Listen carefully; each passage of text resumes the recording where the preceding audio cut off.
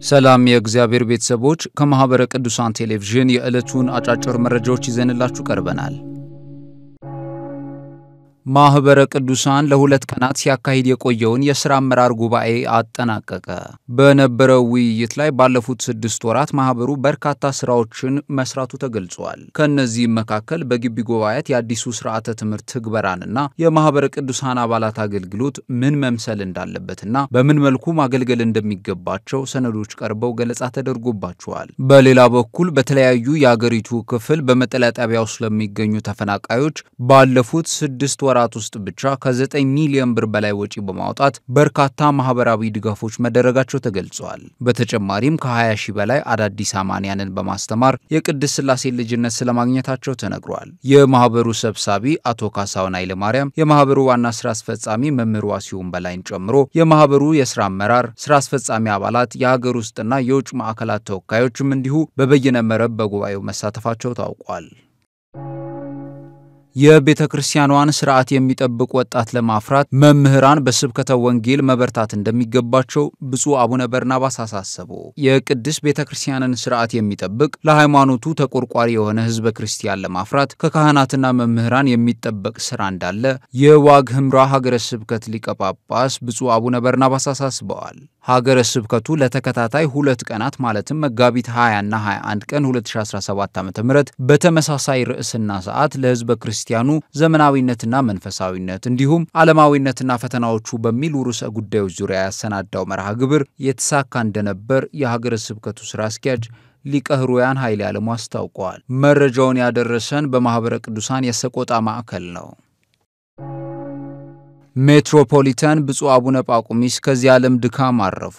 የኮፕቲክ ኦርቶዶክስ ቤተክርስቲያንን ለ8 ወራት በተጠባባቂ ፓትርያርክነት የመሩት ብፁዕ አቡነ ጳቁሚስ በትላንትናው ዕለት ከዚህ ዓለም ድካም አርፈዋል። ብፁዕነታቸው የአምስቱ ምዕራባውያን ከተሞችና የአሌክሳንድሪያው የቅዱስ መቃሪዎስ ገዳም ሊቀ ጳጳስ ነበሩ።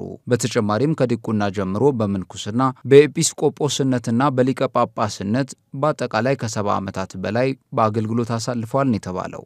እንደ ኤሮፓውያን አቆጣጠር ታኅሳስ 17 ቀን 1935 የተወለዱት ብፁዕ አቡነ ጳቁሚስ በሕክምና ሲረዱ ቆይተው በ90 ዓመታቸው በትላንትናው ዕለት ከዚህ ዓለም ድካም አርፈዋል። ርዕሰ ሊቃነ ጳጳሳት ቴዎድሮስ ዳግማዊና ብፁዓን አባቶች የጸሎተ ፍትሐቱን ስነ ስርዓት በቅዱስ ማርቆስ ካቴድራል መርተዋል። የብፁዕነታቸው አስክሬን በአልቃሊ ተራራ ወደሚገኘው የእስክንድሪያ ቅዱስ መቃሪዎስ ገዳም ተወስዶ የቀብር ስነ ስርዓቱ ከቀኑ 8 ሰዓት ላይ ተፈጽሟል።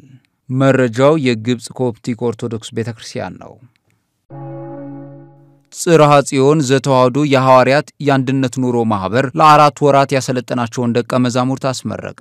የአንድነት ኑሮ ማህበሩ በገጠራማና ጠረፋማ አካባቢ ለሚገኙ ወገኖች በቋንቋቸው ስብከተ ወንጌልን ተደራሽ ለማድረግ ከ1990ዎቹ ጀምሮ ደቀ መዛሙርትን እያፈራ እንደሚገኝ ተገልጿል። ዘንድሮ በ38ኛ ዙር የ4 ወራት በበጋ ስልጠናው ከ25 አህጉረ ስብከት የተውጣጡና በ24 ልዩ ልዩ ቋንቋዎች ማስተማር የሚችሉ 56 ደቀ መዛሙርትን መጋቢት 21 ቀን 2017 ዓ.ም በቅድስት ሥላሴ ዩኒቨርሲቲ አዳራሽ አስመርቋል። ተመራቂ ደቀ መዛሙርቱም ዕውቀት እንደቀሰሙና የሕይወት ትምህርትን ከማህበሩ እንደተማሩ የገለጹ ሲሆን ብፁዕ አቡነ ሳዊሮስ የደቡብ ምዕራብ ሸዋና የሸገር ከተማ ሀገረ ስብከት ሊቀ ጳጳስ ለተመራቂ ደቀ መዛሙርት አባታዊ መመሪያ ቃለ ምዕዳንና ቡራኬ ሰጥተዋል።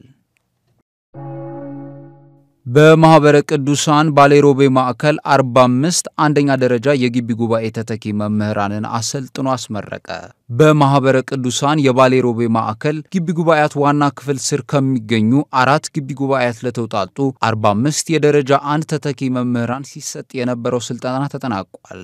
ስልጠናው ከመጋቢት 7 እስከ መጋቢት 16 ቀን 2017 ዓ.ም ሲሰጥ መቆየቱም ታውቋል። ከሰልጣኞቹ መካከል 28ቱ በአፋን ኦሮሞ ቋንቋ 18ቱ ደግሞ በአማርኛ ቋንቋ የሰለጠኑ ሲሆን መጋቢት 21 ቀን 2017 ዓ.ም በሮቤ ፈለገ ብርሃን ቅዱስ ገብረ ክርስቶስ ቤተክርስቲያን በድምቀት ተመርቀዋል። በማህበረ ቅዱሳን የሀገር ውስጥ ማዕከላት ማስተባበሪያ ምክትል ተጠሪ የሆኑት ዲያቆን ዳኜ ዘርፉ በመርሃ ግብሩ ላይ ለተመራቂዎቹ በትጋት ቅድስት ቤተክርስቲያንን እንድታገለግሉ ሲሉ ማሳሰባቸውን በማህበረ ቅዱሳን የባሌሮቤ ማዕከል መረጃ አድርሶናል።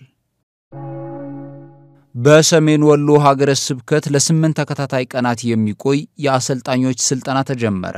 ከሁሉም ወረዳ ቤተ ክህነት ለተውጣጡ ከ30 በላይ ጉባኤ ዘርግተው ለሚያስተምሩ የትርጓሜ መምህራንና በስብከተ ወንጌል ለሚያገለግሉ የነገረ መለኮት መምህራን ነው ስልጠናው የተሰናዳው። ከመጋቢት 22 እስከ መጋቢት 29 ቀን 2017 ዓ.ም ድረስ የሚቆየው ይኸው የአሰልጣኞች ስልጠና በዛሬው ዕለት ተጀምሯል። ሰልጣኞች ከስልጠና በኋላ ወደ ወረዳ ቤተ ክህነታቸው ተመልሰው ሌሎች ሰባኪያነ ወንጌልን አሰልጥነው ስብከተ ወንጌልን እንዲያስፋፉ የተሰናዳ መሆኑም ተገልጿል። ስልጠናውን ብፁዕ አቡነ ኤርሚያስን ጨምሮ መምህር ዳንኤል ሰይፈ ሚካኤል፣ ሊቀ ሊቃውንት ዮሴፍ ደሳለኝ፣ መምህር መዝገበ ቃል ገብረሕይወትና ሌሎች አሰልጣኞችም እንደሚሰጡት ከወዲሁ ለማወቅ ተችሏል። ሀገረ ስብከቱ ለስልጠናው በጀት መመደቡን፣ በማህበረ ቅዱሳን ወልዲያ ማዕከል ሙያዊ ድጋፍ ማድረጉን የወልዲያ ማዕከል ሚዲያ አገልግሎት ዋና ክፍል ዘግቧል።